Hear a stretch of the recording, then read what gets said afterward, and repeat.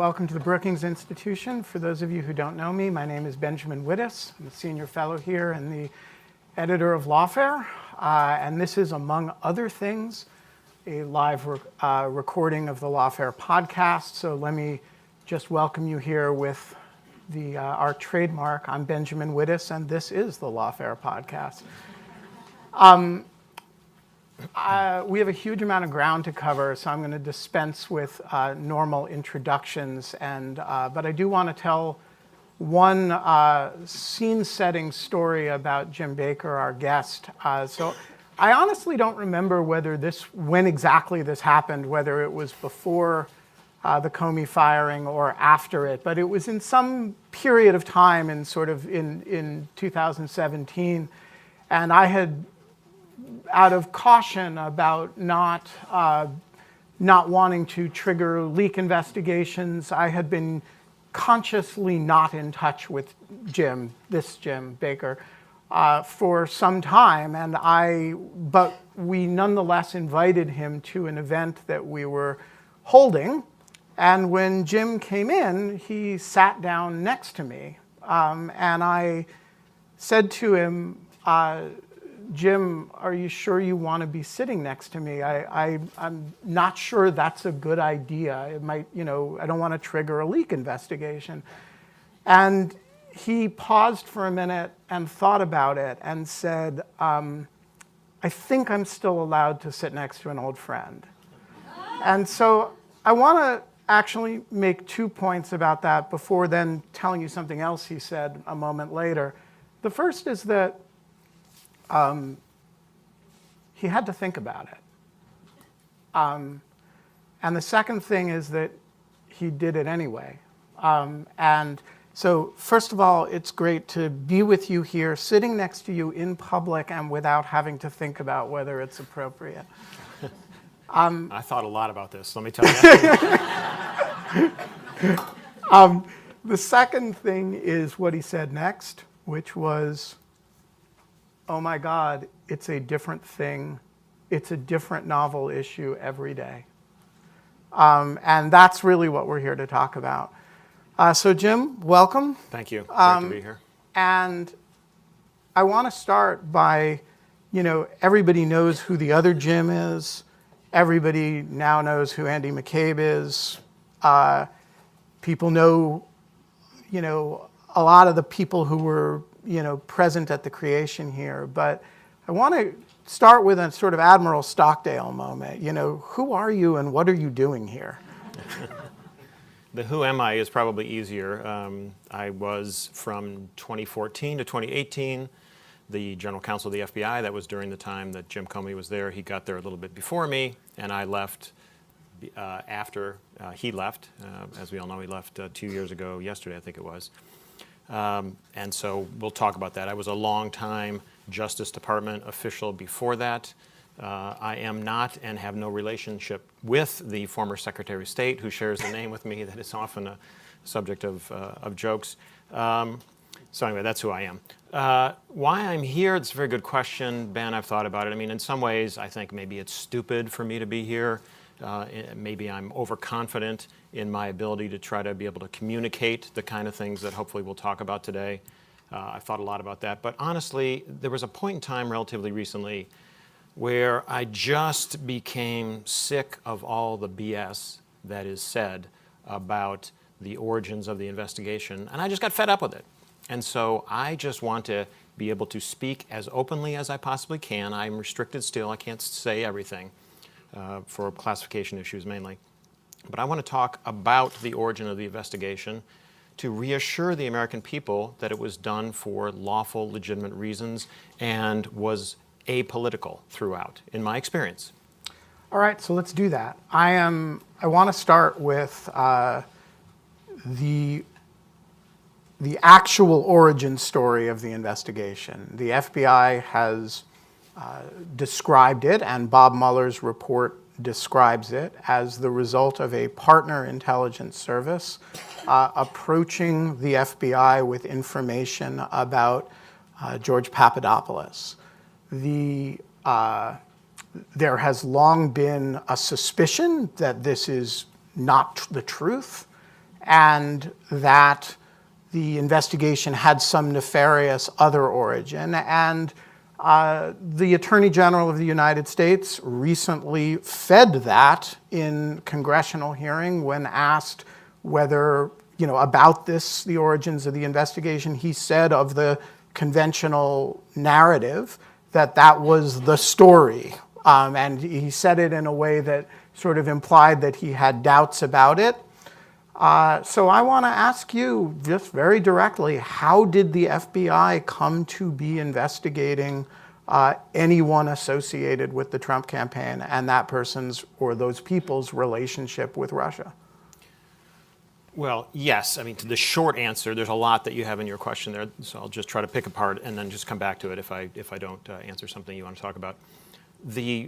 Yes, most directly, in July of 2016, we got the information from the trusted, reliable foreign partner that we have a deep relationship with, and so we had a high degree of confidence in that information coming to us about George Papadopoulos' interactions with a person who claimed to have emailed dirt on Hillary Clinton and that the Russians wanted to find some way to support the Trump campaign. That's the best of my recollection sitting here today about the information.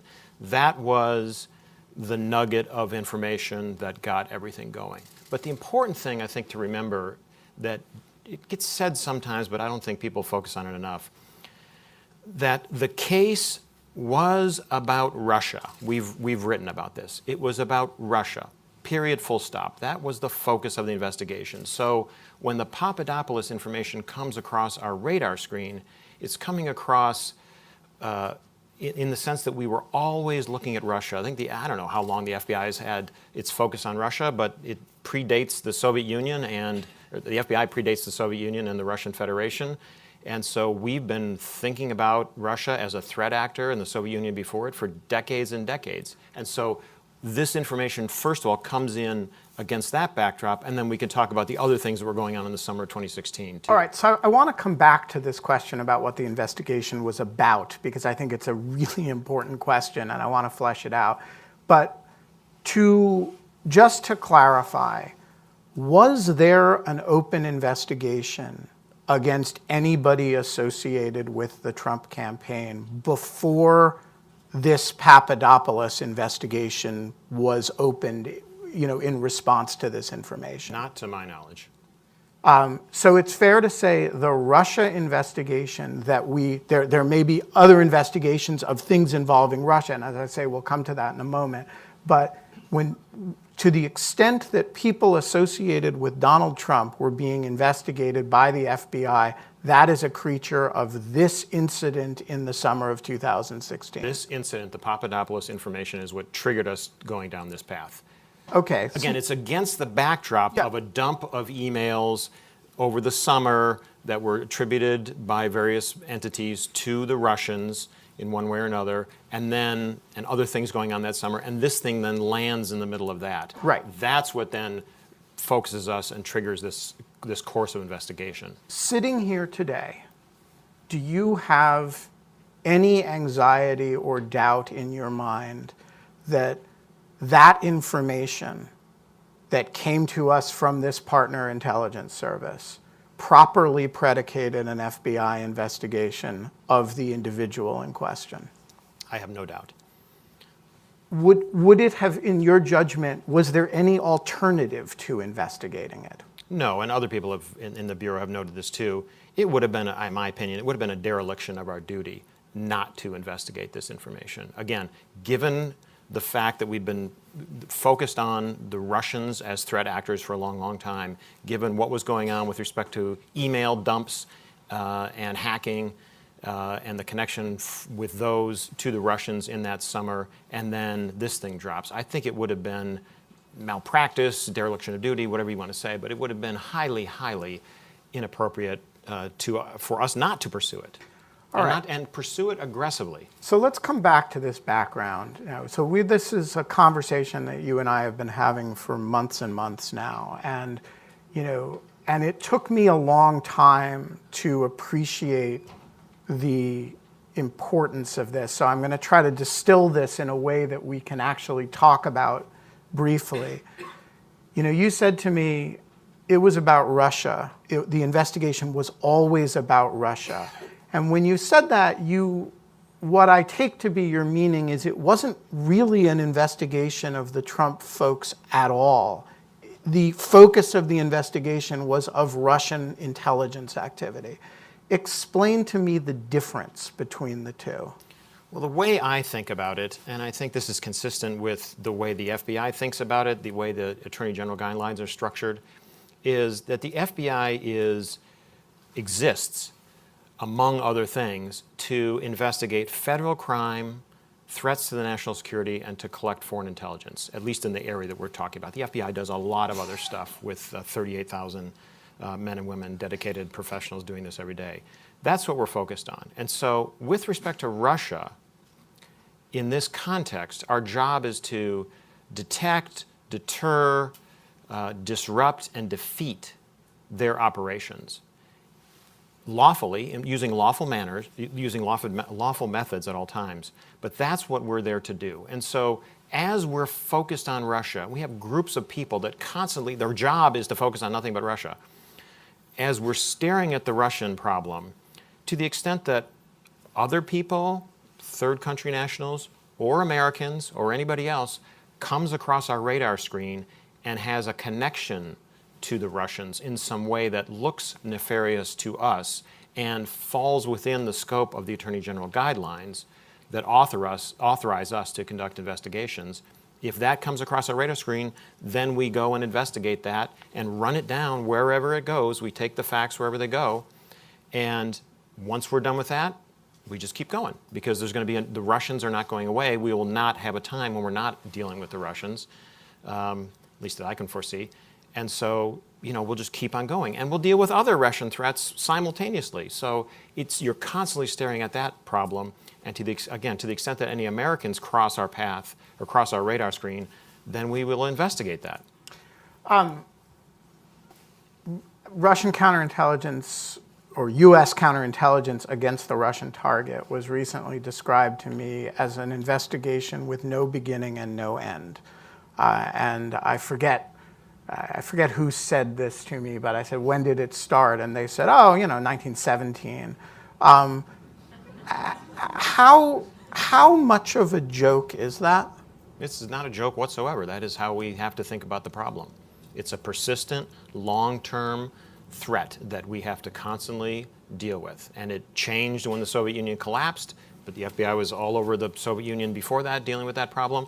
And now it's different, and it continues to change as the Russians rethink how to achieve their national objectives. So is it reasonable to describe your attitude toward this as there is a background condition in which we are always engaged in counterintelligence, counterespionage activity involving the Russian Federation?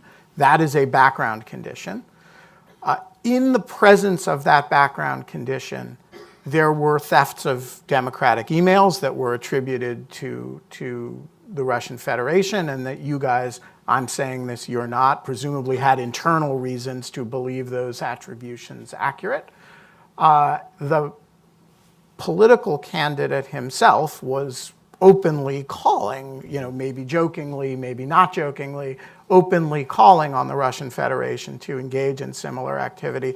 And against this background, you get this information from a partner intelligence service about a particular individual that causes you to predicate an investigation against that particular individual, not against the campaign itself. Is that a fair summary? I don't remember, honestly, so the FBI typically will style an investigation in the name of a particular person or organization. I can't remember exactly how this one was styled, how it was formulated or written down in the logbooks. I'd have to look at that again. I haven't seen it in a long, long time. So, but that's the basic idea, that we started to focus on, at that point in time, a person associated with the campaign based on this information.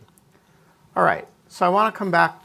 I want to talk about the broader set of concerns that have arisen about this investigation and the way it was conducted. Until relatively recently, those were confined to a pretty, a corner of the U.S. political world. I would say the sort of far-right, I'll say it, conspiracy theorists. More recently, the Attorney General of the United States, in 2 separate congressional testimonies, has fueled this and has raised some concerns. And so I want to talk about them. But first of all, I want to just get out in the open. You have a relationship with Bill Barr. Yes. So tell me about your relationship with Barr and like how you know him and what your instincts are about him. Bill Barr hired me at Verizon when I went to work for the General Counsel's office there. He and the team hired me, but Bill was the General Counsel at the time. And so I worked for him, indirectly while I was there and while he was still there, and always thought of him as a brilliant lawyer, a person of high integrity. That was his reputation at Verizon. That's how he performed at Verizon. I loved it. He built a great legal shop there. It was really an honor to work with those folks, and so I've always held him in high regard.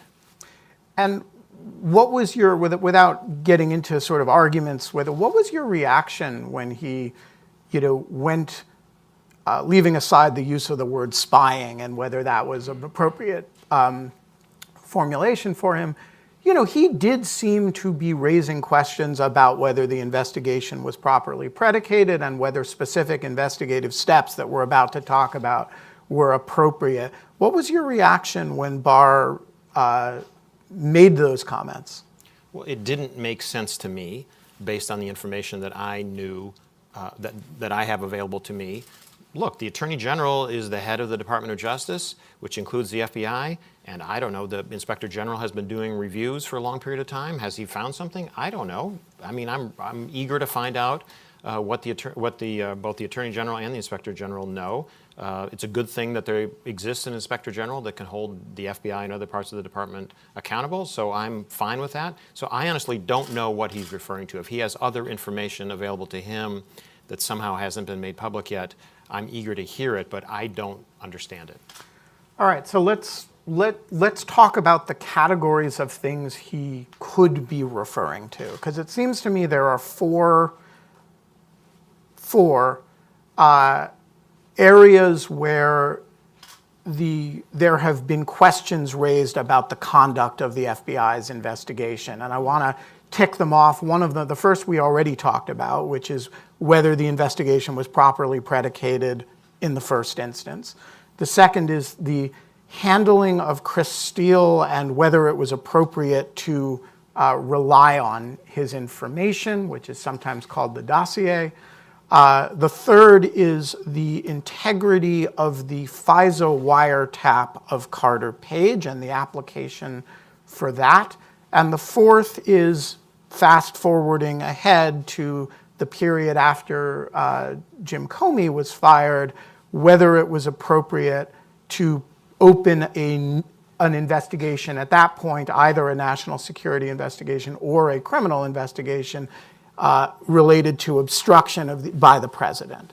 So let's just talk about those in sequence. The first we've already talked about, so I won't belabor that again. Chris Steele there seems to be this alternative origin story of the investigation, which is that the FBI was blindsided by a Democratic campaign operatives hire who did some research that may have been influenced by Russian disinformation, and that the entire investigation was sort of predicated on, in fact, a data dump from Chris Steele. So what is your view of the way the FBI interacted with Steele and how we should understand what his role was here? Well, that's a big question. So, look, the investigation was not predicated on the basis of the information that Christopher Steele gave to us in the form of the dossier. That is just was not my understanding at the time and has never been my understanding. So just to say that flat out. Steele, at the time, my understanding was that he was thought to be a reliable source that had a prior relationship with the FBI and brought this information to us. Look, I don't know how to say this other than, we're not stupid, right? The FBI, we're not stupid. People roll in to give us information all the time from all kinds of different angles. There's, if it's counterterrorism information, in this case, counterintelligence, crimes reporting, all kinds of stuff. People come to us for lots of different reasons. And so the FBI has an obligation to both take that seriously and be highly skeptical of the information as well, because people come to us with agendas. You might say seriously, but not literally. Exactly. We take it seriously. We don't necessarily we take it literally too, I guess, but I take your point. But, could it literally be true? Yes, okay, well, let's go figure out if it is literally true. So when a source shows up with a big, stack of information, as in this case, you go to work. It came in from what appears to be a reliable source. He gives you all this information. Go to work. Try to validate it. You don't just swallow it hook, line, and sinker. That's not what we do. That's preposterous. That does not happen. But you take the information and then you try to vet it. And that, my recollection is, the Bureau, the folks in the Counterintelligence Division, spent a lot of time trying to vet that information line by line. Okay, so if Chris Steele had been, instead of a former British spy, had been an Al-Qaeda operative, would you guys have received information from him and treated it as potentially interesting or serious? Yes, we vet the hell out of the information that comes from these sources, especially an Al-Qaeda person. An Al-Qaeda person walking in and offering to help us could be dangerous, and it could be a misinformation campaign. Al-Qaeda could be trying to accomplish lots of different things through that, or it could be real. Could be a crazy person, too, Could be a crazy person, has no relationship to Al-Qaeda whatsoever. And so you have to figure out, by doing the hard work that the Bureau is great at, in going through in a very detailed way, figuring out, okay, is this true or not? What parts of it are true? What can we verify? What can we not? And how much confidence do we have in it to go about taking actions based on the information from this source? How much confidence do we have that we're going to put this out, for example, to the intelligence community and let them take that and send people overseas into harm's way? We want to make sure we know how important this information is once we start to put it out into the intelligence community and act on it. So you want to do everything you can to validate it. Doesn't mean you can always do that. Sometimes you can't. But you have to then assess how much you're willing to rely on it and what actions you're willing to take on the basis of such information. What if he'd been a member of the Gambino crime family? I think the same thing. You vet it, and you don't trust the person. You don't trust the information at the outset. You scrub it and look at it and try to figure out whether it's true or not. So is it fair to say, because this has always been my reaction to this, which is, the FBI investigates bad people. That's the nature of what it does, right? It investigates people doing bad things. You often have to deal with highly disreputable individuals in order to get such information. That's called investigating. It's not, you're not looking only to get information from Boy Scouts and Girl Scouts. And among the many types of disreputable people that the Bureau deals with on a regular basis, relatively well-regarded operatives for allied intelligence services within the Five Eyes community is fairly respectable by the standards of the kind of people that you routinely accept information from, even if they are hired by domestic political campaigns indirectly, and their work therefore may reflect either the biases of MI6 or the biases of a domestic political actor. Is there any reason why in the normal course of business, if such a person walks in with a lot of information, why the FBI should be per se not willing to think about that information?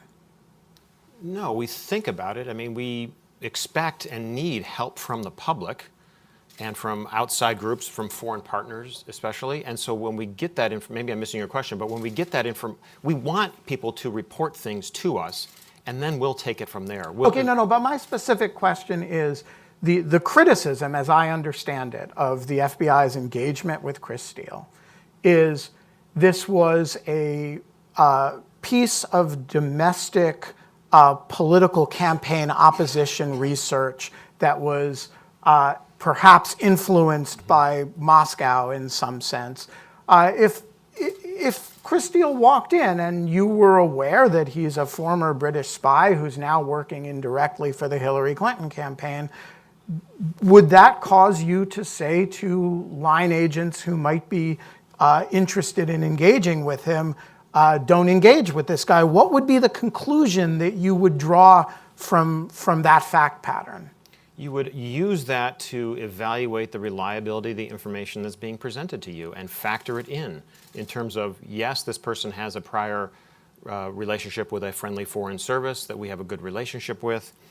They have a good track record in dealing with us, but now this information comes and we want to and to the extent or whatever we knew and know about the motivation with respect to why the information was created, we would look at that, and I believe we did look at that. In terms of evaluating its reliability.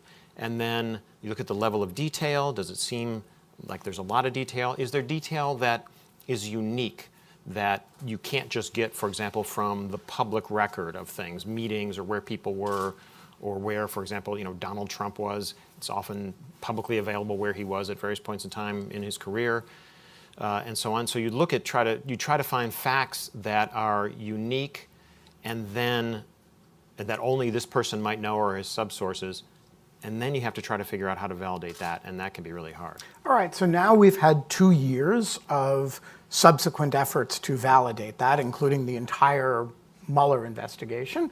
And I'm curious, like famously, the Prague meeting seems not to have happened, right? Some of the specific unique details of the associated with that document appear not to be the case. Does that indicate to you that the Bureau may have been overly credulous of him at the time, or does it indicate to you that, hey, sometimes specific articulable facts arise, you investigate them, and the answer to the question is no? Like, what does it tell you that Mueller has concluded what he has related to facts that were brought to the Bureau's attention by Chris Steele? Well, let me see if I can unpack that in a variety of ways. Well, first of all, I don't know what Mueller has assessed with respect to all the facts and circumstances set forth in the so-called dossier. Like line by line, I don't know what that analysis is. I don't know if he rejected the totality of it or whether there were certain parts of it that they actually validated. Some parts, as you said, appear to have washed out. So I don't know what to say about that. I just don't have enough information to conclude one way or the other what his assessment was at the end of the day.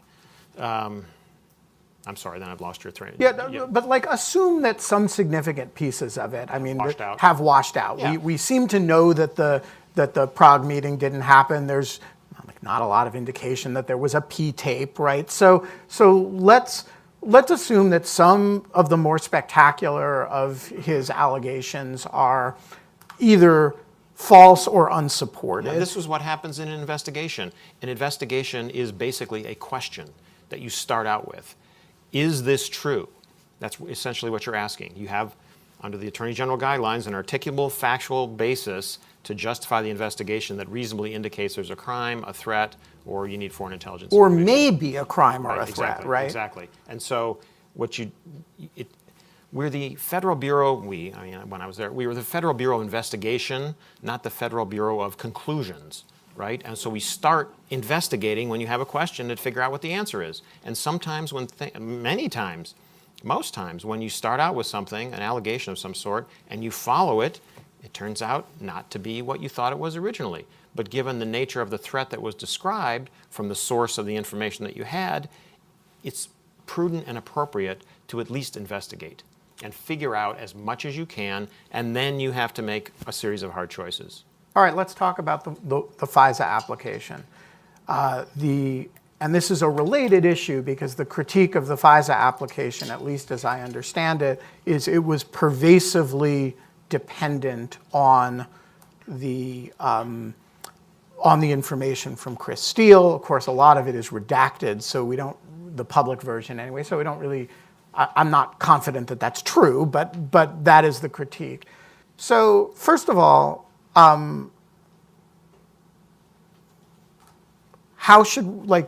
were you involved in the FISA application? You ran the office that supervised all FISA applications.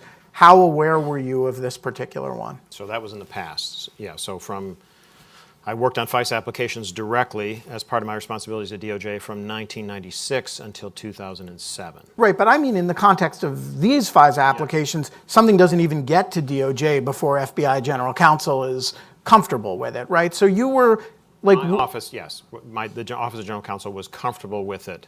That's correct, yes. And was this something that you were personally thinking about or involved with? So I was obviously aware of the investigation itself. The investigation had, and we can talk about it, we had a number of different threads. We were looking at a number of different people. And I knew that we were looking at Carter Page. And so at some point in time, I found out that one of the investigative techniques that the agents wanted to use was a FISA. And when it did, my recollection is that I said to my teammates, I said, when that application is gelled enough that it makes sense for me to read it, please bring it to me because I would like to read it before it starts to go through the final processing and the signature process. I wanted to be able to ask questions and make changes to the application if they were warranted before it was like on its way to the Attorney General to be signed, right? And to have to like pull it back at the last minute. So that was it. So I, based on a couple different things, based on my experience for many years dealing with FISA applications and reading literally thousands of them, and given what I knew would be the sensitivity of this particular FISA, I knew it would be sensitive. I imagined having to go up and explain what we were doing to Congress and sitting in forums like this and trying to talk about this application. So I knew it was sensitive. So I wanted to take that burden on me to a significant degree within my office, alleviate my team from that, and ask hard questions about it, and make sure that it was being done lawfully, protect the director, protect the institution, the FBI, protect the Department of Justice, protect the Attorney General, and protect the FISA court from something going forward that was not consistent with the law. And yet a thing went forward that people around the country are convinced was not consistent with the law. In retrospect, sitting here today, how comfortable are you with the Carter Page FISA application? So I read it at the time. I read the initiation, the first one at the time, and went back and looked at it recently. And it is, as you say, it's all blacked out. So there's not a lot there that you can see.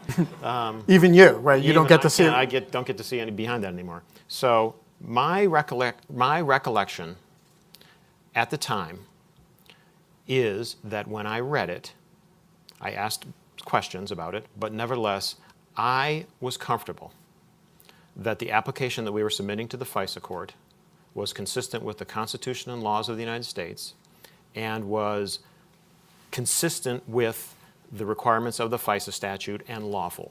And there was probable cause that was, in my mind, sufficient to pass muster and pass review, and that it would be approved by the FISA court, and that we were making disclosures in the application about the Steele information in a way that were consistent with the other types of disclosures we've made about sources and their reliability. All right, I want to flesh out that point in particular, because one of the criticisms is that you guys didn't put a big red pen warning, warning FISA court, this guy was under contract to Fusion GPS, which was under contract to Perkins Coie, which was campaign counsel to Hillary Clinton, right? And instead, it is in a pretty extensive footnote, you didn't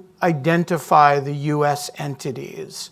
So my question is, why didn't you identify it in explicitly who the U.S. entities were, the U.S. political campaign, the other U.S. entities, and number two, Why was it in a footnote rather than written in big red magic marker in block letters across every page of the thing? Nobody's going to miss a page-long footnote in regular type, okay? Not even busy federal judges? No, and that's the other thing. Look, these are federal judges, for goodness sake. They know how to evaluate wiretap applications. They've been doing it in their regular jobs before they get to the FISA court with Title III applications, and then they've been on the court for a while. These are serious, serious judges, and they have a highly qualified professional staff of lawyers who work only for the court, who review all these things. And there's a constant dialogue back and forth. On this particular application, what conversations exactly took place between the FISA court, the judges themselves, the legal advisors, the Department of Justice, the FBI, I don't remember. I wasn't privy to all those communications. But my assessment was that the information set forth in that gigantic footnote was consistent with the type of information and the way we would phrase things to basically, effectively be the red light on top of a document. Like, hey, court, pay attention to this. There are issues here. We think you need to know about these things. My view was, and we have and I'm well aware of this, the department attorneys have the highest duty of candor to the FISA court that exists in law. It's an ex parte proceeding, and we have the obligation to tell the court every material fact with respect to the application. And so I wanted to make sure that that was done. I thought that this was sufficient to put the court on notice, and I don't know what else to say. Okay, so I want to flag two aspects of this because I'm actually surprised you didn't make a point that I'm now going to ask you about. You seem to be saying two things here. The first is that there is almost like a common law dialogue, a code that exists between Justice Department lawyers who work on FISA applications and the judges, and that there is a style of presentation of information, and that this is consistent with the way in the language in which these two entities communicate.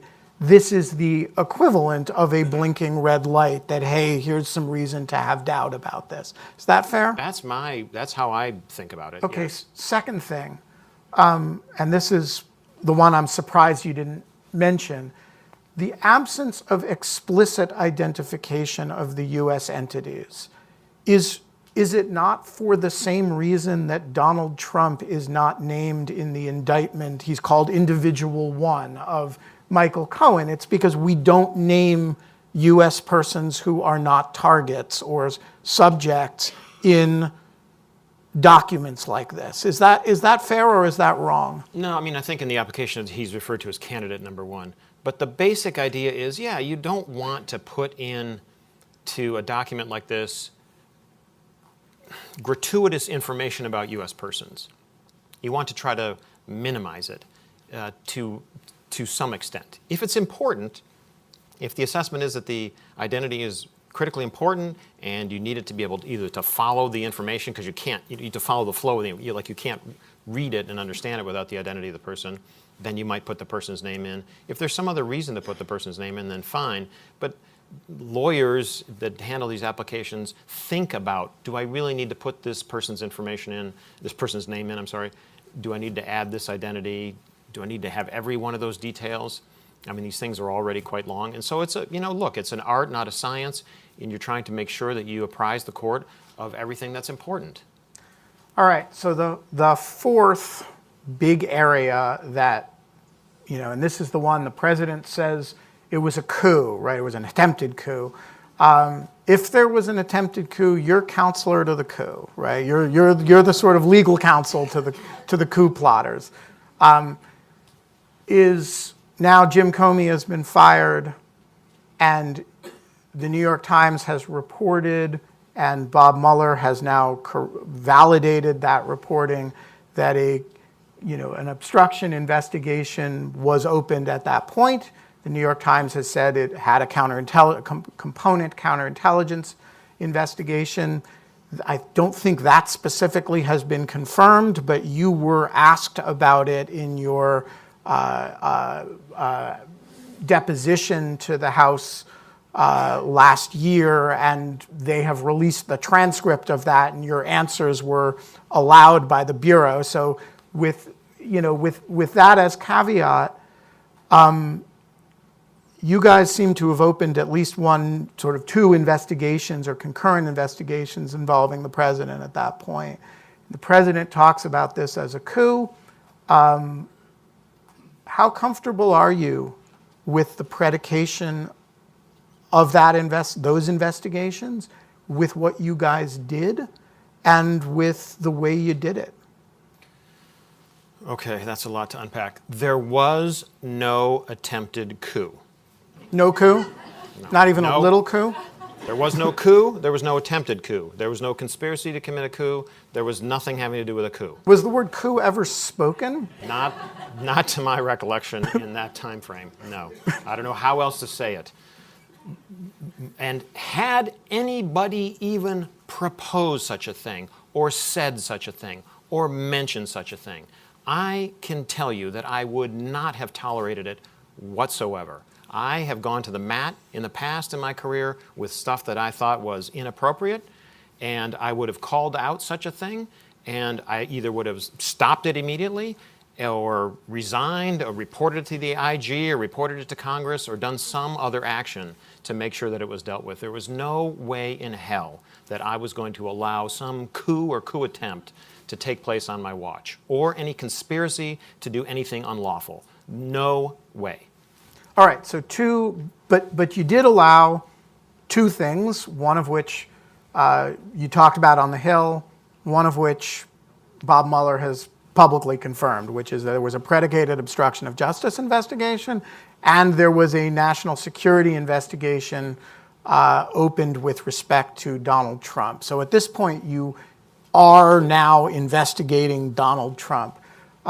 Talk about those judgments and how you regarded the predicate for them. So I'm going to be a little bit careful here, because I don't think that DOJ or the FBI have disclosed all of the facts in the question that you just asked me, okay? So, validate and whatever you want to say. So I'm just going to step back from that a little Sure. bit and say, because I'm not in a position to confirm or deny every aspect of what you said. Okay. However, my belief now and my belief then was that the investigative activities that we approved and engaged in that period of time that you're talking about, were lawful, consistent with the Constitution and laws of the United States, consistent with the Attorney General guidelines, consistent with Executive Order 12333, consistent with all of the rules that apply to us. To be sure, this was an unusual situation, right? This was unique in my experience. However, we did pull out the books and looked at them. I personally pulled out, made sure I looked at the Attorney General guidelines and made sure I thought about the facts that we had at the time, and looked at the AG guidelines and thought about it, and remembered all the experiences that I had had with any number of thousands of other investigations, and made sure that I felt comfortable that this activity that we were about to engage in, these things that we were about to approve, were lawful and constitutional. And you still believe that today? I still believe that today. And do you have, in light of the way any of it played out, any reservations or doubts about what you guys did? No. I mean, reservations or doubt. Look, the whole period of time has been crazy in many different ways, but and the experience dating back, I would say, starting with the Hillary Clinton investigation all the way through this period of time, all the way up until the time that I left the Bureau, it was traumatic. And I don't use that word lightly. I use that very deliberately, and thinking about what that means to a lot of people who've been through trauma. And so, again, I don't say it lightly. And so that was a very, very hard experience. And a lot of people were negatively impacted by that. If somehow we could have undone it, I would be happy to go back and do something different. But I perceived and thought about the fact that there were threats to the country that needed to be addressed, and that there was some effort afoot to interfere with our ability to deal with the Russians. Again, you got to go back to the fact that we're focused on the Russians, at least I was. What are the Russians doing? What's going on here? They pose a threat to our country. We need to address that threat. And to the extent that anybody's trying to interfere with our investigation of that threat, we need to deal with that as well. The two of them together, at least in my mind, potentially presented a threat to our ability to achieve our mission, which the FBI's mission is to protect the American people and uphold the Constitution, and I was worried about that. All right. We now have 400 pages, 448 pages of the Mueller report. You've read it. When you read it, did you feel like it vindicated those judgments? Did you feel like it caused you to question any of those judgments in retrospect? Did you feel like it, to the extent it does not, validate some of the factual premises that you guys were working with, do you feel like it gives you reason to say, maybe we jumped the gun? What's the Jim Baker read on the Mueller report relative to the judgments you guys made to open the original investigation, to the way you conducted the investigation, and the elevation of the investigation to include a direct investigation of the president himself? My reaction is yes, that it was validating. I mean, it took him 20, so again, to go back, at the start of these investigations, we were asking questions. What are the Russians doing? Who are they working with? What's their methodology? And how do we stop them? That's what we were trying to figure out. And so it took the Mueller team, 22 months, 448 pages, I counted, I think it's 2,390 footnotes, 500 search warrants, I think 500 witnesses were interviewed, 2,800 subpoenas, pen registers, mutual legal assistance treaty requests overseas, 2703D orders, whole range of investigative tools that had to be deployed over a prolonged period of time to figure out what the answer was to the question that we asked. And they found a lot of stuff. They brought all these indictments. They indicted, now I've lost track of that, at least 26, I think, Russians that got indicted, several organizations, a number of Americans. They indicted people who lied to them or lied to the FBI in the course of these investigations. This was a real investigation. This was a real investigation about a real problem. And as you see from the indictments, the two indictments of the Russian groups, the Russians were really up to something. We didn't know all those facts at the time. We were suspicious, we were worried about it, and that's what Bob Mueller revealed with respect to the Volume 1 I'm talking about. And a couple of other things with respect to Volume 1, and then I want to talk about Volume 2. They also describe 100+ pages of contacts between Russians or their intermediaries and people associated with the Trump campaign or organization. But that there's no conspiracy there that they can prosecute. How do you read that as somebody who had potentially both criminal concerns and national security concerns? What is that aggregation of contacts say to you? That the Russians were being aggressive with respect to what they were trying to do.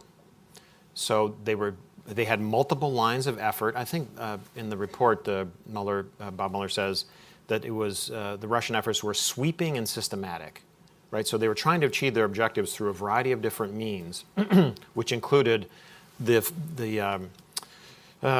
social media, manipulation, active measures, the hacking, and then all these contacts with members of the campaign, trying to see what they could get away with, at least in my estimation, they were trying to see what they could convince people in the campaign to do, and to try to influence them in some way and to manipulate them if that was possible. And so it turns out at the end of the day that they couldn't find any evidence that the Americans, the folks in the campaign, had any mentality to violate any laws. But I think, again, I think it would have been, if we had known all those facts with respect to all those contacts, we would have been obligated to investigate those as well. A lot of those, especially when you, again, focus on the Russians, they are quite worrisome. What about Volume 2? So, there's Volume 2 is centrally about the conduct of the president in interaction with law enforcement and in interaction with this investigation. Do you look at this and say the way this played out validates the idea that ironically, a lot of that activity post-dates the opening of the investigation. But do you look at it and say, okay, so there's no obstruction, indictment, or finding at the end of the day, but the pattern of conduct here, like in Volume 1, really required investigation? Or do you look at it and you say, hey, the president did some stuff, fired Jim Comey, tried to influence the investigation. We opened the investigation and thus triggered the conduct, a lot of the conduct that subsequently becomes the subject of Volume 2. What's the sort of Jim Baker read of Volume 2 of the document? Well, Volume 2 is, as many people have noted, is complicated. I think that, as people have explained, the team decided not to make a prosecutive recommendation because of the OLC opinion that you can indict a sitting president, and that they thought it was fundamentally unfair to indict the president, accuse him of a crime, or accuse him of a crime and say that they were going to indict him when he would not have the opportunity to clear his name in a court of law in a reasonable time period. And so, anyway, that's what they did. When I read it, I mean, as many commentators have said, it's troubling to say the least. It's alarming. It's a, even if it doesn't rise to the level of illegality, it sure looks like a pattern of corruption. A practice of corruption, a practice of trying to influence investigations and interfere with investigations, influence witnesses, that is really, I think, again, even if it's not criminal, it should be unacceptable in America today. All right. I want to talk about the IG investigation, because all of this stuff that we've been discussing, the conduct of the investigation, the predicate of the investigation, the Attorney General has said he has anxieties about, and the IG is investigating. And you've expressed great confidence in the way you guys conducted yourselves, in the integrity of these fundamental judgments with respect to the opening of two separate investigations, right? And with respect to the handling of this FISA application. So how nervous are you about the IG? I'm always nervous about the IG, I guess. But I mean, no, they're coming in after the fact to look at what we did when we were trying to do it in real time and having the pressure to try to deal with these threats as they were coming. I've had a great relationship with the Office of the Inspector General at the Department of Justice for literally decades now. I've been investigated, or in matters that I've worked on have been investigated many times by the Inspector General. It's not a pleasant process. It's just not. But the people are pleasant, but the process is not the most enjoyable. But it's what we need to have in the system. We need to have the Inspector General's office to make sure that the American public, the courts, the Attorney General, the rest of the government, Congress, have confidence that the enormous power that is entrusted to people at the FBI and the Department of Justice is used wisely, appropriately, lawfully, efficiently. And so, I welcome the accountability. I'm sure that they will find things that I didn't know at the time, maybe that others didn't know at the time. And I just don't know where it's going to go. But I'm confident, at least in the judgments. Let me back up. All I can talk about is myself. I'm confident in the judgments that I made at the time based on the information that I had available to me. So I feel confident about that. That there were facts that existed in the Bureau known by certain people that weren't known by others, including me. That's certainly possible. That happens frequently. And so I'm assuming that they'll dig and find stuff like that, and we'll try to sort it out and see what mistakes were made. There's one matter that I forgot to ask you about that I want to double back to before pivoting to the final subject I want to cover, which is when you guys opened the investigation of the president in the spring 2 years ago of now. And I'm not saying exactly what we opened. But I agree. Understood, but I am. And Bob Mueller did. Was this the Bureau acting on its own? it was the Bureau acting, but in my experience and my knowledge, under the direct supervision of the person who was, for the purposes of this investigation, the head of the Department of Justice. So the Deputy Attorney General, Rod Rosenstein, for these purposes was the acting Attorney General. And so what we were doing, we made sure that he knew about what we were up to. And so I feel confident. This is why these analogies to the past and the FBI, like, redoing Hoover or something like that, is just, to my mind, just like totally inappropriate. Not accurate, I guess is a better way to say. We were acting under the supervision of the acting Attorney General. He was aware of what we were doing, and we all very quickly, in this time period that you're talking about, right after the firing, we all quickly went up to the Hill and made sure that the Congress of the United States, the leadership of the Congress of the United States, was also aware of what we were doing. So, who was included in that, the leaders? When you went to Congress to brief the leadership, who were you briefing? I don't know what the Bureau or the Department has disclosed about that, so I'm not gonna name names. But it was the leadership, the appropriate leaders of the United States Congress. So if I were to assume that it would not have included the chairman of the Intelligence Committee, the majority leader of the Senate, and the leadership of the House, that would be a reasonable assumption on my part. It included the right people. Fair enough. How often, when you say it was done under the supervision of the acting Attorney General, how often was the FBI? The FBI is, in some sense, always under the supervision of the Attorney General, right? But there's different levels of that supervision.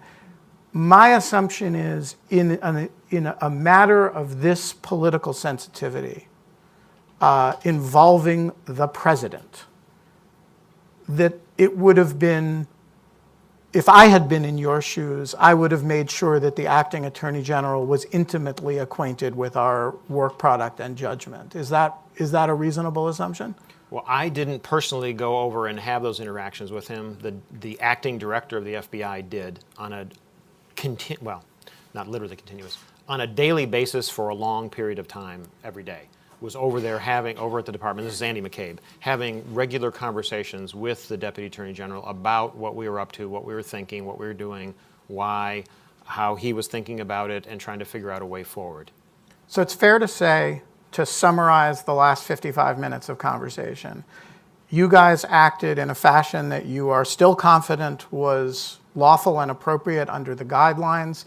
You operated with the supervision, the direct supervision of the acting Attorney General. You briefed Congress on what you were doing, and you are now the subject of an Inspector General's investigation that will make whatever criticisms it has to make on any aspect of that, but is a form of retroactive accountability. Is that a fair summary? Yes, yes. I think what we did was lawful, and there are accountability mechanisms in place to make sure that that is the case. And if mistakes were made at any level within the organization, then hopefully the Inspector General will find those. All right. I want to double back and talk briefly before we take audience questions about the President's response to all of this with respect to the institution and with respect to you personally. Mm-hmm. What does it do to your life when the president tweets about you in connection with words like coup, treason, traitor, liar? President, you're not one of the people that he regularly spouts venom about, but he often manages to hit you with some. Yes, exactly. Lawyer Baker is his name for Jim. What's the impact when the president does that? So at first it was, well, I guess overall it's like not a happy day. And I mean, it's terrible, really. I mean, honestly, when that starts to happen. It's like an out-of-body experience. I remember the first time he tweeted about me. It's just like not what I was used to. I was not a public figure in that way. You're not Jim Comey. I'm not Jim Comey. I'm not a politician. I'm not a political, I'm not an elected official, anything of this nature. And so, yeah, it was extremely unnerving and weird. And, it produced a, anxiety, a physiological response that has gotten easier over time. And now I'm more used to it in that regard. But it was bizarre. It did, I think, affect my professional career. Talk us through that. Like, what happens to a lawyer at the highest levels of government when the president points his finger at you and says, I am PNGing you in my world to my community? Right. So after Director Wray told me that he wanted to replace me as general counsel, then I started looking for a job, obviously. And I thought about leaving the Bureau pretty much immediately. And so I went on a job search. And just want to put in a plug for the R Street Institute. It's a great organization. I'm extremely happy. It's a wonderful place to work. It's on the Washingtonian list of 50 best places to work in Washington, D.C. So it's a great place. I'm working on national security and cybersecurity there. But look, I looked around for a job. I explored lots of different options. I ended up at a think tank, but I looked at corporations, law firms, and so on. And I did have some potential employers who said flat out, and I give them credit for their candor, Jim, we like you. We'd be very interested in hiring you. You're too controversial. We can't do it. So, ballpark, how many such firms? How many such entities? A couple that had so some that I would have thought would have panned out didn't. I don't know why exactly they didn't tell me. A couple did actually have the character, frankly, to say that, and I greatly appreciated it. I thought it was a very honest and high integrity thing to say. So anyway, so that's one negative impact. And it's stressful. It's happened to other people too. I don't want to over-index on it. I do want to just point out also that there is a bizarre sort of positive to it, in the sense that my friends, such as you, especially right when this thing started, rallied around me and said things that were supportive, that I appreciated so much, so fundamentally. And I thought of this at the time, and I still think about it. I did feel like Jimmy Stewart at the end of It's a Wonderful Life, when he's deep in the what, and all of a sudden all of his friends rushed to his aid. And it was that emotional and that moving to me. And I appreciated it greatly. Because, look, at the end of the day, all these decisions, all these things that are happening that people talk about in the public arena, it's happening and being done by people. These are human beings that are trying to do, at least on our side, the best that they can under difficult circumstances, but it has a human impact. It takes a human toll when there's this level of criticism, animosity, anger, hatred, all these other negative impulses that are out there. There's one other thing that was done to you, which, I would understand if you don't want to talk about, but I'm going to ask you. There were leaks about a leak investigation. That is, there was a set of stories about how there was an open leak investigation involving you.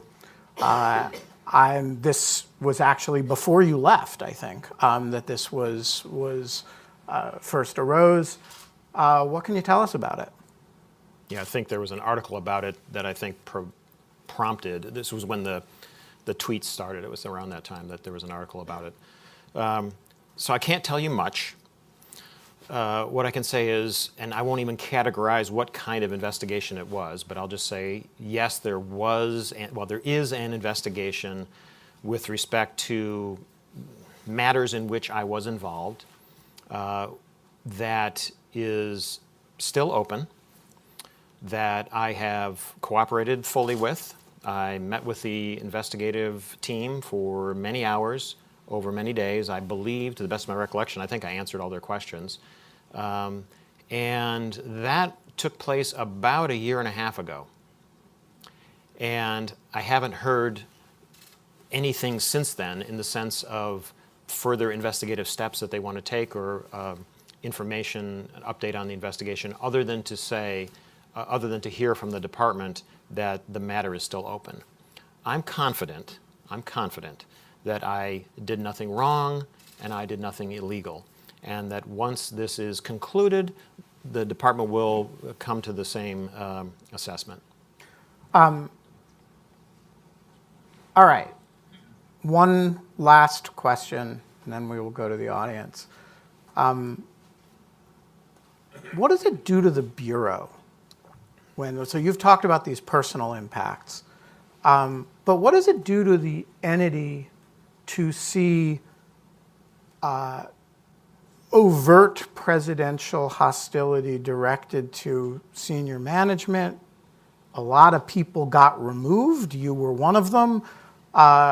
There's an individual story associated with each individual removal, but it's hard to look at the broad pattern and in the context of the presidential confrontation that happened and not see the pattern as well. What does it do to the institution when the president can point his finger at individuals in it and say, I'm going to ruin your life? Well, it's not good. The Bureau is an incredible organization that has incredible people in it who are extremely resilient, and they will persevere. Having said that, I think it does impact how they are thought, how the institution is thought of in the public mind. And at the end of the day, in order to be successful, in order to be successful in the long run, the Bureau needs the trust and confidence of the American people. And so when that is undercut by people such as the President of the United States, it is not helpful to the organization as a whole. It's just not. And a thing I worry about also is that when people talk about this sort of cabal of conspirators or coup people or whatever you want to call, it was just this cabal of people at the top and they were all bad and the rest of the organization is okay. Well, look, I mean, the Inspector General, as we said, is looking at it.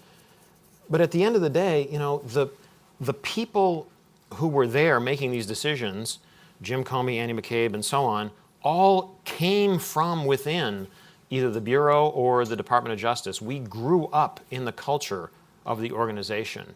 And so, and again, I believe that we were acting in a way that was consistent with the laws, consistent with our expectations, consistent with our professional approach as Justice Department officials. And so I do think this is, frankly, when you talk about this cabal, it's an underhanded slap at the culture of the organization, which I think is detrimental. I don't think that is good for the organization. I lied. I have one more question. As we were getting ready to walk out here, we posted a piece that you wrote on Lawfare. That is, I commend to you all. If anybody in the world, other than somebody who's had their family separated at the border, has reason to hate the president, it is you. And it is a piece about why you refuse to engage him on that basis. So I want you to talk about that piece and tell us, I think everybody will have noticed by now that there is not a note of rancor in anything that you've said over the last hour. Why not?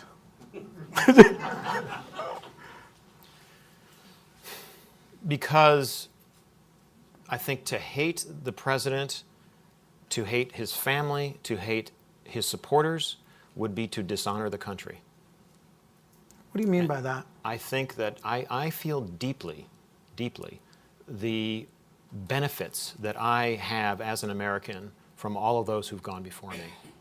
And especially moving to me was about 9 years ago. My son and I went to the U.S. military cemetery at Normandy.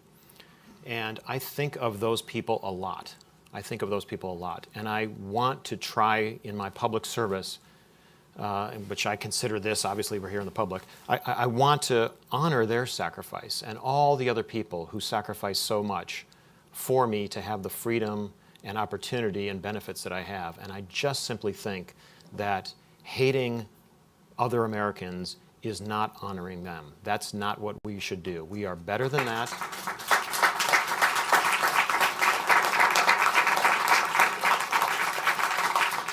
We're better than that as a country. I also think about my grandchildren who don't exist yet and what they're going to think about me. And I would rather have them read this piece and have them believe that I was not a person who promoted in any way, shape, or form hatred than to read a bunch of hate-filled arguments or tweets or something like that. I think we just have to elevate the level of debate and discussion in this country and stop hating each other. Because why? Vladimir Putin loves it. That we're only helping him by hating each other. We're going to go to your questions. When I call on you, please frame your question in the form of a question, state your organization and whom you're here with, and keep it short or I will cut you off with an almost brutal lack of due process. Lara Flint in the back. Thank you. Lara Flint with Democracy Fund. And Jim, thank you for doing this, especially given everything that you have been through these last few years. It's really important and it matters, so thank you. My question is, looking forward, given your many years of experience with law enforcement and especially with Russia and your explanation about this is not new, this goes back decades, what do you see as the greatest national security threat from Russia going forward? Wow. It's a threat actor that's highly capable in a number of different ways.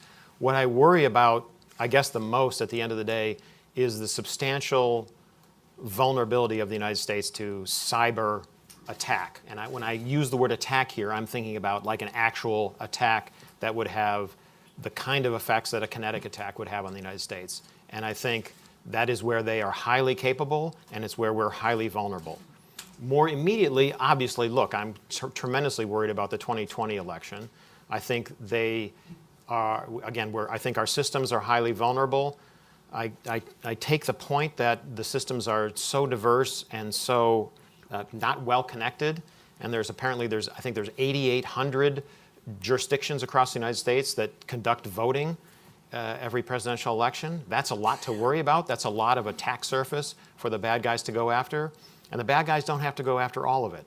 They need to pick those precincts in those states that will flip a state in one direction or another. And quite honestly, given the Russians and my views about them, you shouldn't presume that they're going to support Donald Trump the next time. They only are doing things to disrupt the United States. And whoever they think will help them in that regard, they will support. And so that's what I worry about. Jonathan Rauch. Right there in the middle, in the least convenient location to ask a question.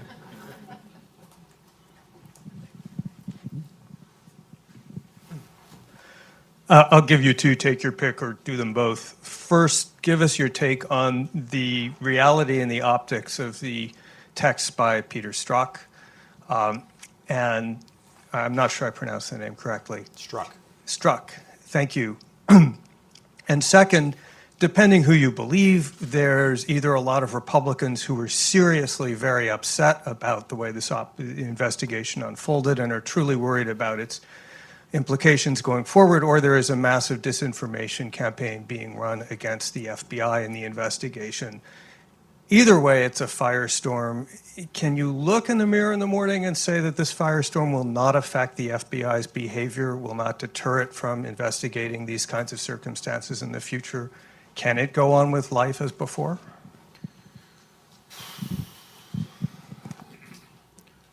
I'm not 100% confident that it won't deter the FBI in some fashion with respect to engaging in, hopefully they don't have to investigate future presidential campaigns. We had to do 2 of them. I hope that doesn't happen. But I do, yes, I worry about that, about the second part of it. Look, institutions are just people. It's a group of people, at least in my view, it's a group of people who come together and agree to work in a particular area and do so in a particular way, with a particular culture. And the institutions, and I used to say this to folks, or I say this frequently to folks, law students I'm trying to encourage to go into the government is only as good as the people who go into it.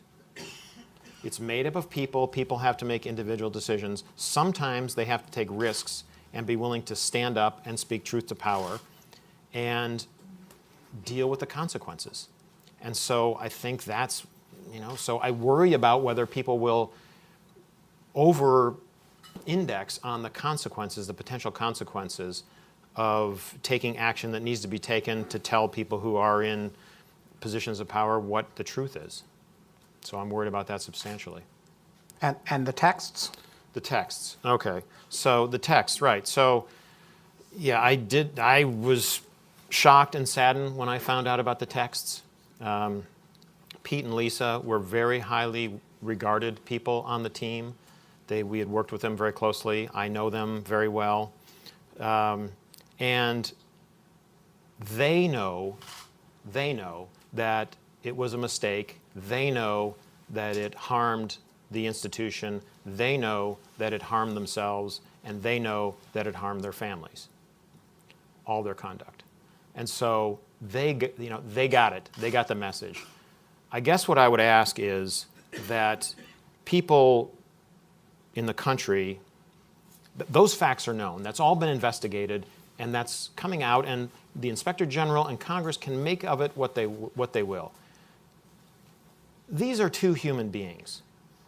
And can we at least approach them with a little humanity? And if you can't muster that for them, can you muster it for their innocent families? That's what I would ask. Alina? Thank you. Alina Polyakova, I'm here at Brookings. I want to go back to where we started this conversation, where you said the case was always about Russia and starting the investigation, specifically about receiving this one piece of intelligence from a trusted foreign government ally regarding Papadopoulos. If you had to contextualize that specific incident, and given the long sort of array of counterintelligence operations that the U.S. has been carrying out against Russia, against the Soviet Union, how typical is it to receive that kind of information from a trusted ally? And if we were, and I know it's a counterfactual, so feel free to not answer the second part, if the context was different, I mean, we didn't have all these email dumps, et cetera, that you also pointed to, would such a similar piece of information trigger a similar kind of investigation in a different context? Thank you. Yeah, it might. I mean, it's hard to imagine what the other facts would be, but I think, as I said earlier to Ben, that information came to us against the big background of Russia and their persistent efforts to meddle in U.S. domestic affairs, and then also with the email dump. So I think it was in that context, it's sort of, and again, it came from a trusted partner. The United States, thankfully, has robust intelligence relationships with, in particular, our Five Eyes partners, as well as many other allies around the world. The FBI and other intelligence community agencies spend a lot of time developing and maintaining those relationships, and they're good, and they're very productive, and they help protect the country. And so that's frequent. The exchange of information between the U.S. and its allies is basically just ongoing. It's consistent. It happens all the time. And so when the information comes in from an ally, and then it fits into the piece, it's a puzzle piece that kind of fits other pieces that you've got, then yeah, it was even more alarming than it may have been in a different set of circumstances, talking about a different country, coming from a different country, the information coming from a different country. Gary? Thanks very much. Mr. Baker, I'm Garrett Mitchell. I write the Mitchell Report, and I can't pose the question without saying genuinely how much I appreciate what you did at the FBI and that you're here this morning. It really means a lot. Thank you. I want to pose a sort of hypothetical opportunity for you. And it may be that you cover this in the lawfare piece that you've just written. But you made it pretty clear that you don't have room for rancor or hate, and you're hoping that we don't either. You also mentioned that you don't have the grandchildren yet. And I was wondering what it... No pressure on my kids, because I'll get Yeah. I guess I wonder what it is you might say to those grandchildren about what it is you learned during this time and how, if at all, it changed the way you think about what we have to do as citizens to make sure we keep the democracy that, or the republic that Ben Franklin referred to. There's a lot of things I could say, but I guess one of the things that I think about is that, when people talk about the history of the United States and we've been able to get through crises before and so on and so forth, that was all done by people in the past. This is our time. This is our time. We are the ones responsible. We've inherited this tremendous, beautiful, wonderful thing. It's in our custody. We want to pass it on to our grandchildren, but it's our obligation now to defend it. Again, without trying to hate each other and doing things that are negative, but it's our obligation. We can't presume just because people in the past were successful that we'll be successful too. We need to be on the lookout constantly, and I think look out for threats, dealing with the threats I mentioned earlier with respect to Russia, and being aggressive in dealing with that, and being aggressive in holding our elected officials accountable. And if they're not doing their jobs, then they need to go, right? So that's what I don't know, just made me think about Article 4, Section 4 of the Constitution of the United States. Nobody ever talks about it. It's the guarantee clause. It says that the United States has an obligation to guarantee a Republican form of government to the states and protect them from invasion. And I don't know what you want to call the founders were not thinking about cyber attacks and so on and so forth, right? They didn't even know what a locomotive was. So, but like this sounds like an invasion to me. It was conducted by the military elements of the Russian government, and the United States has an obligation to protect the states from such a thing. We need to get our acts together as a country, as a generation, as a series of generations working together. We're all here now to protect what it is that we are blessed to have. Last question, Carrie Johnson. Thanks for doing this. Jim, you're a good lawyer. You've been in the Justice Department and the FBI for a long, long time. There are some people out there who believe that in order to govern future behavior by the FBI and the Justice Department, it may be a good idea to develop some rules, some standards, some regulations for what to do when you're performing an investigation of a presidential candidate or a campaign in an election year. What's your take on that? Would that be necessary? A separate question from whether someone would follow those rules even once they were established. So, yeah, if you establish rules, people will follow them. I have confidence in that. The FBI has, Executive Order 12333, Attorney General Guidelines, the DIOG, which is this giant tome that the FBI has to try to address every possible investigative matter that you can think of. So you can come up with rules like that, but the problem is the next thing that is big and controversial will not fall within that category, which is why it will be big and controversial and hard to figure out, right? That was the hard part here.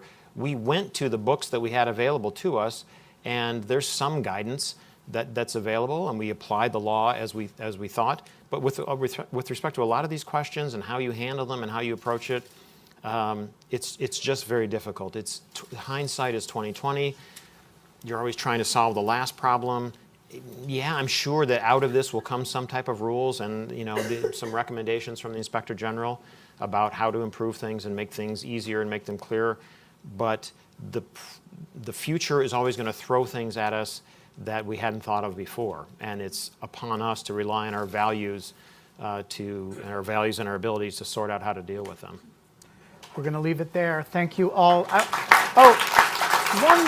thing I would be remiss if I didn't say Before we actually stop, I want to give a special thanks to the Democracy Fund, which has supported these sort of rule of law events in connection with the Mueller report and related stuff at Brookings. And I really can't say enough how much we appreciate that. We're going to leave this here. Thank you all for coming, and please join me in thanking Jim. Thanks for watching. Be sure to like and subscribe for more videos from Brookings.